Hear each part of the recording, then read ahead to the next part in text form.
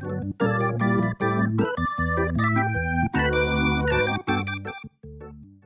thing about macaroons is they're dairy-free, they're wheat-free, they're gluten-free. We're going to use honey, but if you wanted to use brown rice syrup instead, then they'd be vegan.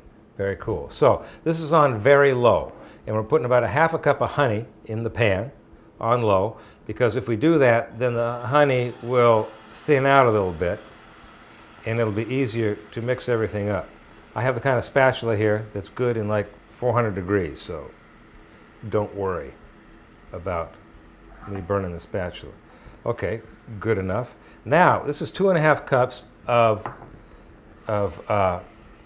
shredded, unsweetened coconut. I'm going to add that in here. This is good. And then, after I get this in here, I'm going to add a couple egg whites.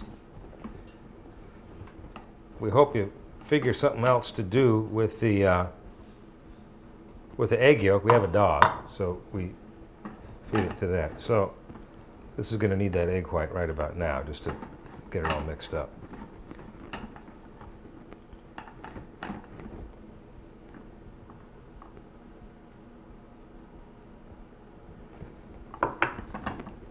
This is so simple. This is it. This is all the ingredients, and then chocolate. Hey, I just confirmed you as a friend on Facebook. Thank you very much, my new friend. Wow. And how'd you get 30 friends? Well, I don't know them all personally. Wow. And somebody named Louise poked you?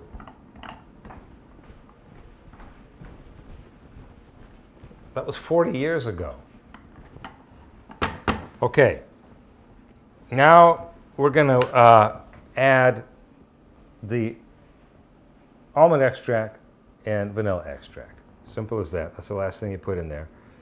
And basically, that's it for the balls. I'm going to mix it up, and then I'm going to roll it into with wet hands. It's important that I have wet hands to do this. So wait for it to cool off.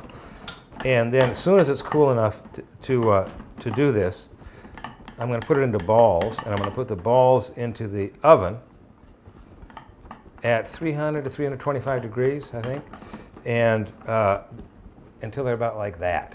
Very cool. Okay, I'm going to make my hands wet. Cold water. This is important. Wash them good. And this is just the perfect texture. Not too, and about that size. I'm going to put a whole thing about like that. Little golf balls. These were in the oven about 22 minutes, at between 300 and 325 degrees. And that's what it's going to look like when mine come out. And then I'm going to put chocolate on the top of those, and when they come up, they're going to look like that. You see how shiny, nice and shiny that chocolate is? That happens when you temper the chocolate. To temper the chocolate, basically, I'm using 4 ounces of, it's either semi-sweet chocolate or dark chocolate. We've got a little bit of both. You put it in a double boiler, that's this, it's got water on the bottom, and then a little pan on top, and you let it melt.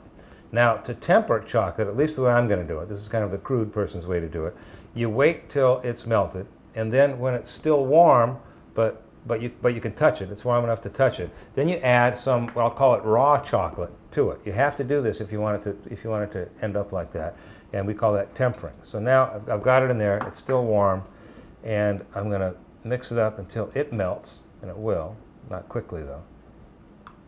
And then I'm going to add a little bit